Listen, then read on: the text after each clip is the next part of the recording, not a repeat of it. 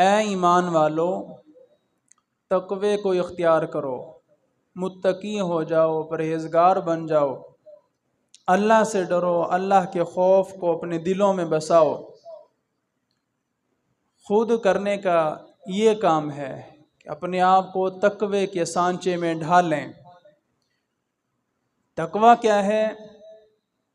اللہ کا خوف اور جہنم کے عذاب کا ڈر،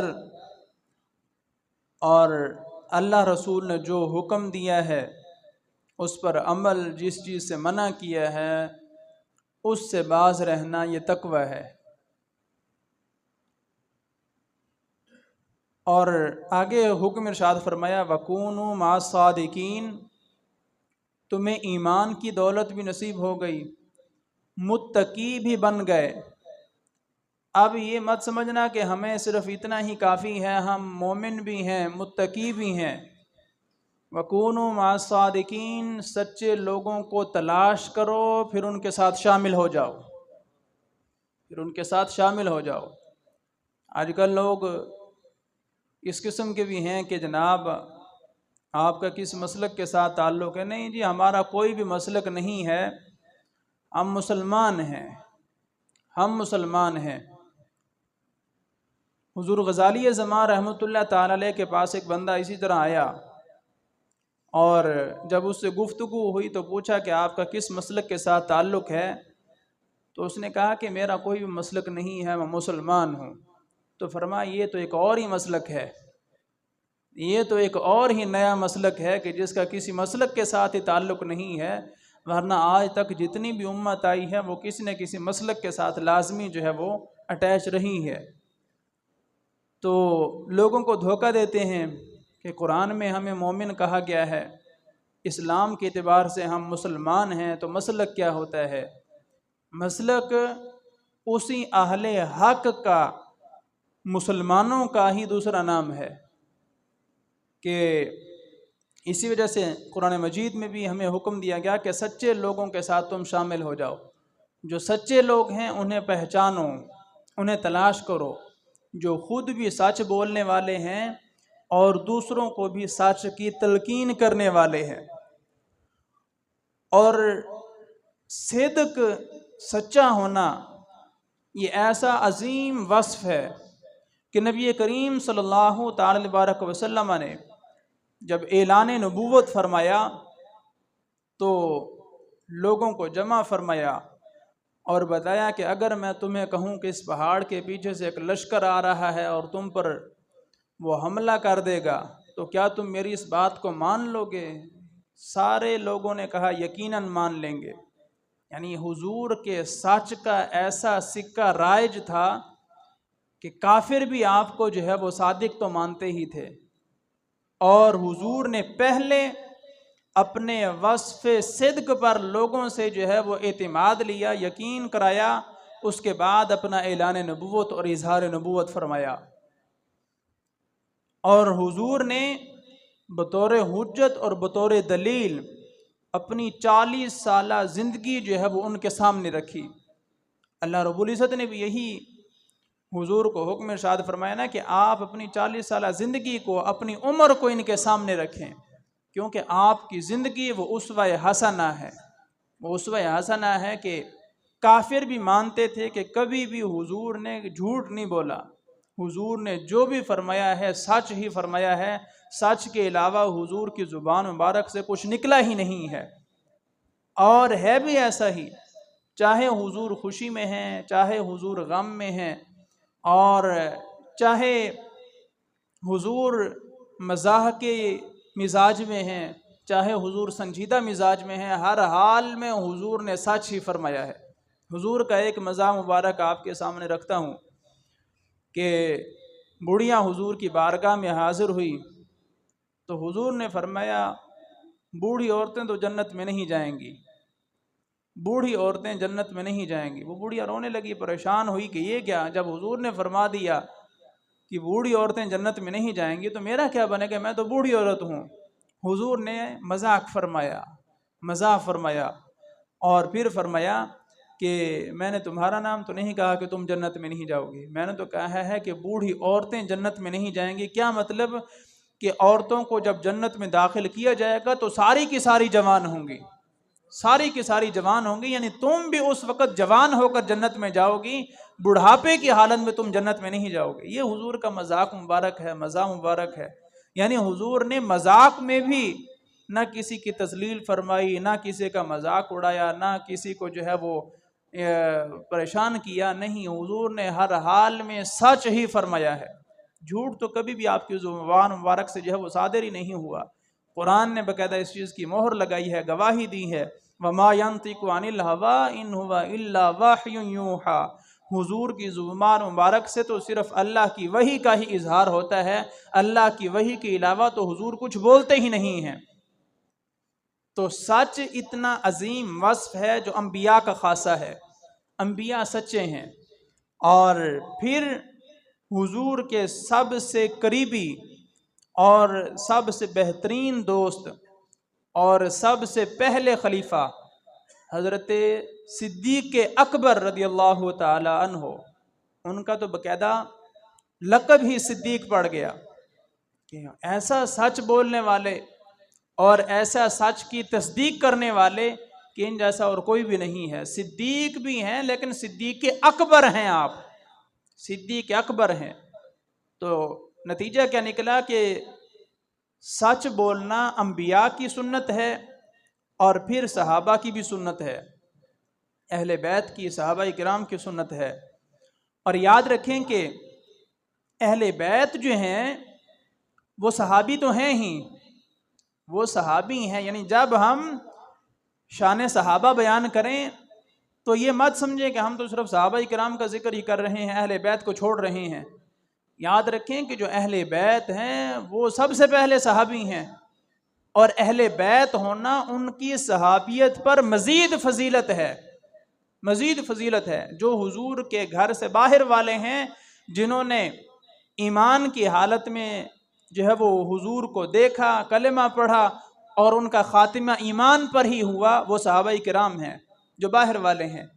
جو گھر والے ہیں، کلمہ تو انہوں نے بھی پڑھا ہے، زیارت تو انہوں نے بھی کی ہے، خاتمہ بالخیر ان کا بھی ہوا ہے، وہ صحابی بھی ہیں، لیکن حضور سے رشتہ داری کے تعلق کی وجہ سے وہ اہل بیت میں بھی شامل ہیں، وہ اہل بیت میں بھی شامل ہیں۔ تو اس اعتبار سے جب صحابہ کرام کی شان بیان کی جائے تو اہل بیت کے ساتھ خود بخود ہی شامل ہو جاتی ہے۔ اور نبی کریم صلی اللہ تعالی وبارک وسلم نے سچ کی ہی تعلیم عطا فرمائی ہے۔ تو صحابہ کرام کی سنت ہے سچ بولنا، انبیاء کی سنت ہے، حضور کی سنت ہے، اولیاء کی سنت ہے۔ جس طرح ربیع ثانی شریف جو ہے وہ رواں دواں ہے، اختتام پذیر ہونے والا ہے، تو حضور غوث پاک رحمۃ اللہ تعالی علیہ ایسی عظیم ہستی کہ جن کی کرامتیں بھی سچ پر مبنی ہیں، کہ آپ کے ایک بچپن کا واقعہ میرے ذہن میں آ رہا ہے کہ آپ فرماتے ہیں کہ میں ایک دن جنگل میں گزرا، جا رہا تھا کہ ایک بیل نے میری طرف توجہ کی اور کہا کہ اے عبد القادر، تمہیں اس مقصد کے لیے تو پیدا نہیں کیا گیا تھا کہ تم کام کاج کرو، کھیل کود کرو، اس لیے تو پیدا نہیں کیا گیا تھا۔ فرماتے ہیں میں نے اس کی آواز سنی، سمجھی، تو میں گھر دوڑا اور میں نے اپنی آ کر والدہ محترمہ ان سے عرض کی کہ آپ مجھے اللہ کے راستے میں وقف کر دیں، میں دین سیکھنا چاہتا ہوں اور میں بغداد جانا چاہتا ہوں۔ ماں نے کہا وجہ؟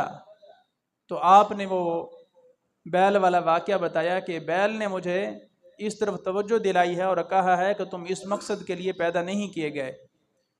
تو ماں بھی سیدہ تھیں، باپ بھی سید، سبحان اللہ، حسنی حسینی سید۔ تو فرمایا ٹھیک ہے میں تم بھیجتی ہوں، اور 80 دینار سونے کے سکے ان کے والد محترم ابو صالح موسیٰ جنگی دوست، ان کی وراثت کے ذریعے جو ہے وہ پڑے ہوئے تھے، ان کا مال 40 درہم آپ نے 40 دینار اس میں سے لے لیے اور 40 دینار اپنے بھائی ابو احمد کے لیے چھوڑ دیے۔ بچپن کا واقعہ ہے، آج ہمارے بابے قابو نہیں آتے، دوسروں کی وراثت کھانے سے باز نہیں آتے اور باتیں کرتے ہیں بزرگوں پر۔ بچپن کا واقعہ ہے 40 دینار اپنے حصے کے لے لیے اور 40 دینار اپنے بھائی کے حصے کے چھوڑ دیے۔ ماں نے وہ 40 دینار ان کی گدڑی میں، ان کے لباس میں سی دیے، اور جیلان سے باہر جو ہے وہ انہیں روانہ کرنے کے لیے آئیں اور تلقین کرتی آئیں کہ بیٹا ہر حال میں سچ ہی بولنا، سچ کے علاوہ تمہاری زبان سے کوئی بھی لفظ نہ نکلے۔ چلتے گئے، راستے میں ڈاکو آئے اور جناب 60 ڈاکوؤں نے قافلے پر حملہ کیا، سارے قافلے کو لوٹ لیا۔ آپ کا بچپن کا یہ معاملہ ہے، بچپن کا واقعہ ہے۔ ہاں بھی بچے تمہارے پاس بھی کچھ ہے؟ ہاں میرے پاس بھی ہے۔ کیا ہے؟ جی جناب میرے پاس 40 دینار ہیں۔ 40 دینار کی آج بھی قیمت بنائیں، آپ کے ٹھیک ٹھاک ہوش اڑیں گے کہ اتنی قیمت بچپن کے عالم میں۔ اور کہا کہ ہاں میرے پاس ہیں، اور کہاں جناب یہ سلے ہوئے ہیں۔ اس نے کہا بچہ ہے، مذاق کر رہا ہے۔ آگے چلا گیا، دوسرا آ گیا، تیسرا آ گیا، آخرکار وہ سارے اپنے بڑے سردار کے پاس جب جمع ہوئے تو بتایا کہ ایک بچہ ہے جو کہہ رہا ہے کہ میرے پاس 40 دینار ہیں۔ تو کہا بلایا جائے اسے، کون ہے؟ جب حضور غوث پاک کو بلایا گیا تو ہاں بھی بچے تمہارے پاس ہے کچھ؟ ہاں جی ہیں۔ کیا ہے؟ میرے پاس 40 دینار ہیں، سونے کے سکے۔ کہاں ہیں؟ یہ کپڑے میں سلے ہوئے ہیں۔ جب چیک کیے گئے تو واقعتاً تھے۔ تو اس نے کہا کہ بتاؤ تمہیں کس چیز نے ابھارا کہ تم سچ بول رہے ہو؟ تم جھوٹ بول کر انہیں بچا بھی تو سکتے تھے۔ کہا کہ میری ماں نے مجھے چلتے ہوئے یہ وصیت کی تھی کہ ہمیشہ سچ ہی بولنا ہر حال میں۔ وَكُونُوا مَعَ الصَّادِقِينَ، سچے لوگوں کے ساتھ شامل ہو جاؤ۔ جو غوث پاک کے در سے دور بھاگتا ہے ہمارا وہ کچھ نہیں لگتا، کیونکہ قرآن نے ہمیں کہا ہے کہ سچے لوگوں کے ساتھ شامل ہو جاؤ۔ تو حضور غوث پاک رحمۃ اللہ تعالیٰ علیہ بچپن سے ہی سچے ہیں، بچپن سے ہی سچے ہیں۔ جب ڈاکوؤں کے سردار نے یہ وصیت سنی کہ ماں کا اتنا فرما بردار، ماں کے حق کی اتنی حفاظت کر رہا ہے، اور میں ہوں کہ میں اللہ کے ساتھ کیے ہوئے وعدے کی خلاف ورزی کر رہا ہوں اور اس اللہ کے حق کو ضائع کر رہا ہوں، فوراً حضور غوث پاک کے ہاتھ پر 60 کے 60 جو ڈاکو تھے وہ تائب ہوئے، توبہ کی کہ جناب اس بچے نے ہمیں جو ہے وہ توبہ کرا دی ہے۔ کس وجہ سے؟ اسی سچائی کی وجہ سے، اسی سچائی کی وجہ سے۔ اور حضور غوث پاک فرماتے ہیں کہ 60 لوگ جو ہے وہ میرے ہاتھ پر تائب ہوئے اور انہوں نے آئندہ کے لیے اس کام کو چھوڑ دیا۔ تو اللہ رب العزت نے ہمیں کیا فرمایا ہے؟ وَكُونُوا مَعَ الصَّادِقِينَ، سچے لوگوں کو تلاش کرو، ان کے ساتھ شامل ہو جاؤ۔ تو یاد رکھیں کہ ہمارے لیے اصل بہترین اسلامی تعلیمات وہی ہیں جو اللہ رب العزت نے اپنے حبیب کو سکھائیں، حبیب نے اپنے صحابہ کرام کو سکھائیں، صحابہ کرام سے چلتے چلاتے وہ اولیاء کرام تک پہنچیں، اولیاء کرام سے ہم تک پہنچیں۔ یہ بہترین طریقہ ہے، اور یہی طریقہ راہ حق ہے، اور یہی اہل سنت کا مذہب ہے۔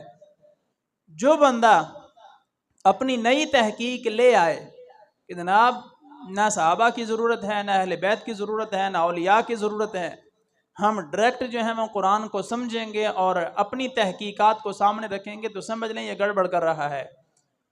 ہم سے جو پہلے والے تھے وہ ہم سے زیادہ سمجھدار تھے، اور ہم سے زیادہ وہ اللہ رسول کا خوف اور محبت رکھنے والے تھے۔ اور ہم کیا ہیں؟ ہم کیا ہیں؟ ہم تو ان کے خاک پا بھی نہیں ہیں۔ ہمارے اسلاف نے چاہے وہ اطاعت رسول ہو، چاہے محبت رسول ہو، کمال کر رکھی ہے۔ اپنی ساری کی ساری زندگی حضور کے جو ہے وہ محبت میں، حضور کی اطاعت اور فرمان برداری میں انہوں نے جو ہے وہ گزاری ہے۔ اور اعلیٰ حضرت نے بھی ہمیں یہی فرمایا ہے۔ فتاوی رضوی شریف میں آپ فرماتے ہیں کہ جو بندہ بے ادب ہو، گستاخ ہو نبی کریم صلی اللہ تعالی وسلم کا، چاہے وہ تمہارا جتنا مرضی قریبی رشتہ دار ہی کیوں نہ ہو، اسے اس طرح اپنے آپ سے دور کر دو، نکال دو جس طرح دودھ میں سے مکھی کو نکال دیتے ہو، وہ آپ کا کچھ بھی نہیں لگتا۔ اور حدیث پاک میں بھی ہمیں یہ حکم دیا گیا کہ بندہ اپنے دوست کے دین پر ہوتا ہے، بندہ اپنے دوست کے دین پر ہوتا ہے، جیسا اس کے دوست کا دین ہوگا اسی دین پر وہ رہے گا۔ اور سچے لوگوں کے ساتھ رہو گے سچے ہو جاؤ گے، جھوٹے لوگوں کے ساتھ رہو گے جھوٹ کی عادت جو ہے وہ شروع ہو جائے گی اور جھوٹ بولنا شروع کر دو گے۔ تو اس وجہ سے سچے لوگوں کے ساتھ شامل ہونا یہ ہم پر ضروری ہے اور لازم ہے۔ حضرت عبداللہ بن مسعود رضی اللہ تعالی عنہ سے روایت ہے کہ نبی کریم صلی اللہ علیہ وسلم نے ارشاد فرمایا کہ علیکم بالصدق، تم پر سچ بولنا ہر حال میں لازم اور ضروری ہے، واجب ہے کہ تم سچ بولو ہر حال میں۔ فَإِنَّ الصِّدْقَ يَهْدِي إِلَى الْبِرِّ، اس وجہ سے کہ صدق، سچائی جو ہے یہ بندے کو نیکی کی طرف لے جاتی ہے، سچائی بندے کو نیکی کی طرف پہنچا دیتی ہے۔ وَإِنَّ الْبِرَّ يَهْدِي إِلَى الْجَنَّةِ، اور نیکی جو ہے وہ بندے کو جنت تک پہنچا دیتی ہے۔ سچائی بندے کو نیکی تک پہنچاتی ہے، نیکی جو ہے وہ بندے کو جنت تک پہنچا دیتی ہے۔ وَإِنَّ الرَّجُلَ لَيَصْدُقُ حَتَّى يَكْتُبَ عِندَ اللَّهِ صِدِّيقًا، فرمایا کہ بندہ سچ بولتا رہتا ہے حتیٰ کہ اللہ کے ہاں بھی اسے صدیق لکھ دیا جاتا ہے، اللہ کے ہاں بھی اسے صدیق لکھ دیا جاتا ہے۔ اور صدیق کتنا بڑا مرتبہ ہے، کتنا عظیم مرتبہ ہے، اور یہ کس طرح حاصل ہوتا ہے؟ سچ بولنے سے حاصل ہوتا ہے۔ اور مزید آگے فرمایا کہ آدمی جو ہے وہ جھوٹ اور بدکاریوں کی طرف جب چلتا ہے، جھوٹ بولتا ہے تو جھوٹ بدکاریوں کی طرف لے جاتا ہے، اور بدکاریاں جو ہیں وہ بندے کو جہنم میں پہنچا دیتی ہیں، اور آدمی برابر جو ہے وہ جھوٹ بولتا رہتا ہے حتیٰ کہ اللہ کے ہاں اسے کذاب لکھ دیا جاتا ہے، کذاب لکھ دیا جاتا ہے۔ تو یاد رکھیں کہ ہمارا جیسا عمل ہے ویسا ہی وہاں انجام ہوگا۔ صدیق لکھے گئے تو صدیق اکبر رضی اللہ تعالی عنہ کے پیچھے کھڑے ہوں گے، کیونکہ وہ صدیق اکبر ہیں۔ اگر ہم سچ بولنے کی وجہ سے اللہ کے ہاں صدیق لکھ دیے جائیں تو ہمارے قائد اور ہمارے امام صدیق اکبر رضی اللہ تعالی عنہ ہوں گے، اور ان کے امام الانبیاء سید عالم صلی اللہ علیہ وسلم ہوں گے، جنہوں نے ساری زندگی جو ہے وہ سچ کی ہی تلقین کی، سچ کی ہی تبلیغ کی، اور پوری امت کو سچ کا ہی حکم دیا۔ اور اگر خدا نہ خواستہ جھوٹ بولتے رہے، جھوٹ بولنے کی وجہ سے اللہ کے ہاں کذاب لکھ دیے گئے، تو سوچیں کہ کذاب کون ہے؟ حضور نے مسلمہ کو خط لکھا جس نے نبوت کا جھوٹا دعویٰ کیا تھا، اور آپ نے اس کے نام کے ساتھ کذاب لکھ دیا کہ تو کذاب ہے۔ اس نے کہا تھا نا کہ آپ ایسا کریں کہ میرے ساتھ معاہدہ کریں، جب تک آپ حیات ہیں آپ نبی ہیں، جب آپ کا وصال ہو جائے گا تو پھر میں نبی ہوں گا، یا ایسا کریں کہ آپ آدھے عرب پر جو ہے وہ اپنی نبوت رکھیں اور آدھے عرب پر جو ہے وہ میری نبوت کا جو ہے وہ آپ راستہ نہ روکیں۔ تو حضور نے فرمایا کہ میں تو اللہ کا سچا نبی ہوں، اور اے مسلمہ تو کذاب ہے۔ کذاب اس میں مبالغہ کا صیغہ ہے کہ جو بہت زیادہ بغیر حساب و کتاب کے، بغیر عدد کے انلیمیٹڈ جھوٹ بولنے والا ہو، ہر وقت جھوٹ بولنا جس کا کام ہو، اسے کذاب کہا جاتا ہے۔ اور حضور نے جب اسے کذاب لکھا تو اب اس کے نام کا حصہ بن گیا ہے مسلمہ کذاب، یعنی جب تک کذاب ساتھ نہ کہا جائے پورے نام کی سمجھ نہیں آتی۔ حضور نے جب اس کو کذاب کہا تو وہ کذاب ہی ہے۔ اور حدیث پاک میں کیا کہا گیا کہ بندہ جب جھوٹ بولتا ہے، جھوٹ بولتا رہتا ہے حتیٰ کہ اللہ کے ہاں وہ کذاب لکھ دیا جاتا ہے۔ تو سوچیں کہ ہمارے چھوٹے سے جھوٹ بولنے کی وجہ سے جو عادت ہے، چھوٹے چھوٹے جھوٹ بولتے بولتے پھر بڑے بولنا شروع کر دیتے ہیں، اور پھر کیا ہے بندہ کذاب لکھ دیا جاتا ہے۔ تو کذاب جو ہے وہ کس کے پیچھے آئے گا؟ مسلمہ کذاب ہے جو سب سے بڑا کذاب ہے۔ تو ہم کیوں حضور کے امت ہونے کے باوجود کذابوں کی لینوں میں آخر ہم کیوں لگیں؟ ہمارا نبی سچا، ہمارے صحابہ سچا، ہمارے اہل بیت سچے، اولیاء سچے، سچوں کے ماننے والے ہیں، سچوں کے ساتھ چلنے والے ہیں، اور پھر بھی جھوٹ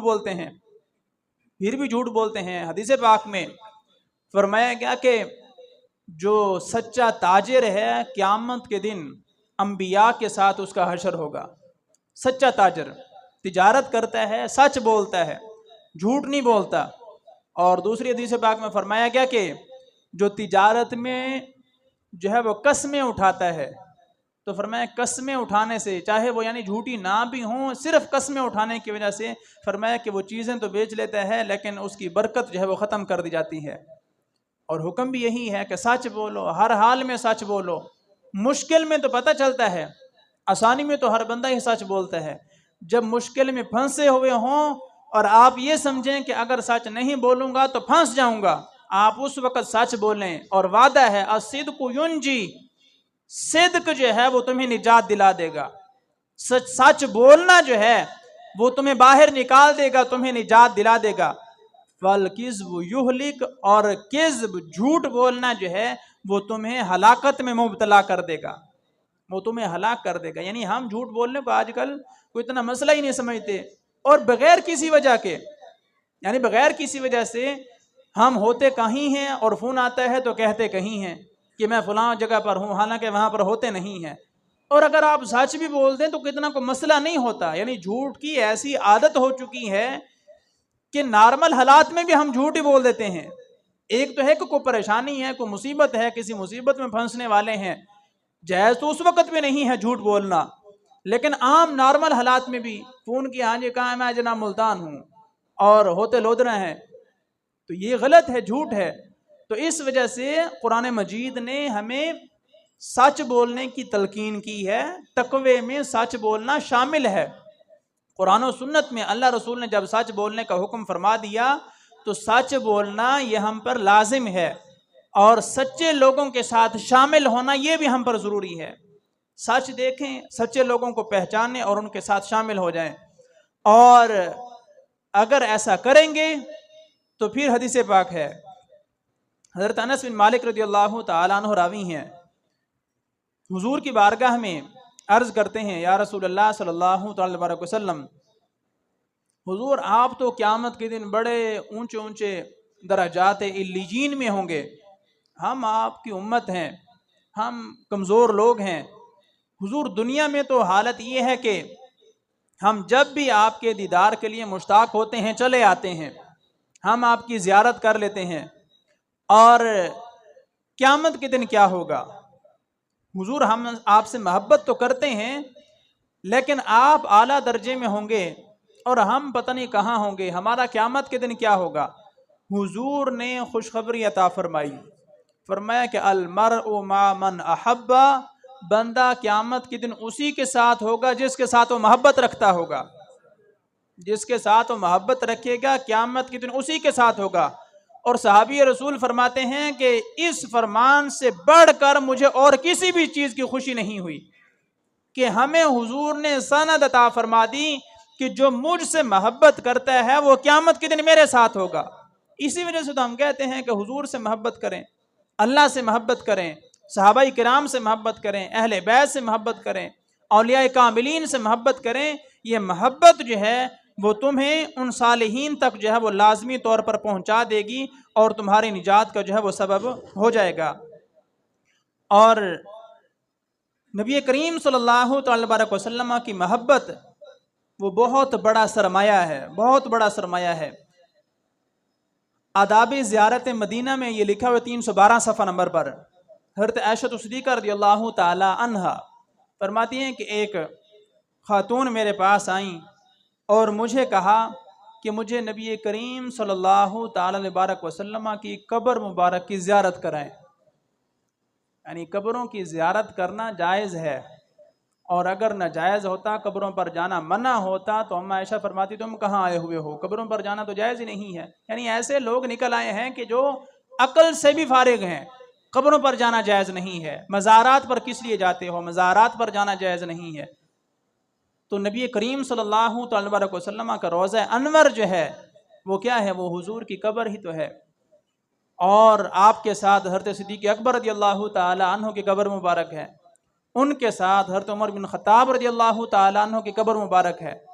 مدینہ المنورہ میں ہم کیا کرنے جاتے ہیں؟ ہم حضور کے روضے کی زیارت کے لیے ہی تو جاتے ہیں، ہم حضور کی قبر دیکھنے کے لیے ہی جاتے ہیں، صدیق اکبر رضی اللہ تعالیٰ عنہ کی قبر دیکھنے کے لیے جاتے ہیں، اور حضرت عمر بن خطاب رضی اللہ تعالیٰ عنہ کی قبر مبارک دیکھنے کے لیے جاتے ہیں۔ تو اگر قبروں پر جانا جائز نہیں ہے تو پھر ہم وہاں کیا کرنے جاتے ہیں؟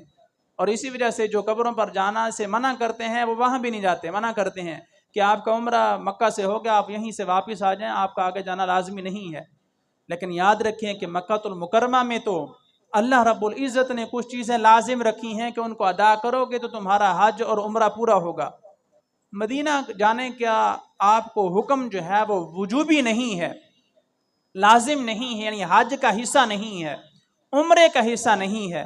کیوں کہ جو چیز فرض ہے یا واجب ہے وہ بندہ ہر حال میں اس پر کرنا ضروری ہے، خوشی میں بھی کرتا ہے اور نہ خوشی میں بھی، نہ چاہتے ہوئے بھی کرتا ہے۔ یوں سمجھ لیں کہ جو چیز فرض ہے اسے ہر حال میں کرنا پڑے گا، چاہے خوشی ہو چاہے نہ خوشی ہو۔ نبی کریم صلی اللہ تعالی وسلم کے روضہ انور کی حاضری اللہ رب العزت نے فرض نہیں فرمائی۔ کیوں؟ وجہ یہ ہے کہ کچھ لوگ ہوں گے جو فرض بھی ناخوشی حالت میں پورا کریں گے، کہ مجبوری ہے، نہیں کریں گے تو مار پڑے گی۔ لیکن حضور کے روضہ انور کی جو حاضری ہے، جو بھی آئے وہ دل سے آئے، وہ دل سے چاہتے ہوئے آئے اور تڑپ لے کر آئے۔ اور جو لوگ کہتے ہیں نا کہ وہاں جانا ضروری نہیں ہے اور حج یہیں سے پورا ہو گیا، ان کی تڑپ ہی نہیں ہے، ان کی تڑپ ہی نہیں ہے، اس وجہ سے واجب بھی نہیں ہے، لازم بھی نہیں ہے۔ بہرحال جو بھی جاتا ہے وہ تڑپ کے ساتھ جاتا ہے اور تڑپ کے ساتھ ہی جانا چاہیے۔ امتی کو اشتیاق ہونا چاہیے اپنے حبیب کی قبر کی زیارت کا، ان کے روضے کی زیارت کا، اور بڑا اجر و ثواب بھی ہے۔ من زار قبری وجبت لہو شفاعتی، جس نے میرے روضہ انور کی زیارت کی، میری قبر کی زیارت کی، میری شفاعت اس کے لیے واجب ہو گئی۔ اتنی بڑی جناب بشارت ہے، اتنی بڑی خوشخبری ہے، قیامت کے دن حضور اس کی شفاعت فرمائیں گے جو حضور کے روضہ انور کی زیارت کرے گا۔ بڑی سعادت ہے۔ وہ عورت اما عائشہ صدیقہ رضی اللہ تعالیٰ عنہ کے پاس آئیں اور عرض کرنے لگیں کہ اما حضور کی قبر مبارک کی مجھے زیارت کرائیں، اور حضرت اما عائشہ صدیقہ رضی اللہ تعالیٰ عنہ نے حضور کے روضہ انور کی قبر مبارک کی زیارت کرائی۔ اما فرماتی ہیں کہ وہ وہاں بیٹھ کر رونے لگی، اور روتی روتی وہ قبر پر جو ہے اس نے اپنا منہ رکھ لیا، سر رکھ لیا، اور وہیں پر اس کی موت ہو گئی۔ ایسے لوگوں کے ہم ماننے والے ہیں، اور ایسا ایمان بھی اللہ کرے ہمیں نصیب ہو جائے۔ ہم سے جو پہلے لوگ ہیں وہ محبت رسول میں بڑے گزرے ہوئے لوگ ہیں، بڑے گزرے ہوئے لوگ ہیں۔ حضرت صدیق اکبر رضی اللہ تعالیٰ عنہ کے بارے میں آتا ہے کہ حضرت صدیق اکبر رضی اللہ تعالیٰ عنہ کا وصال، اس کی جو وجہ ہے وہ حضور کا وصال ہے۔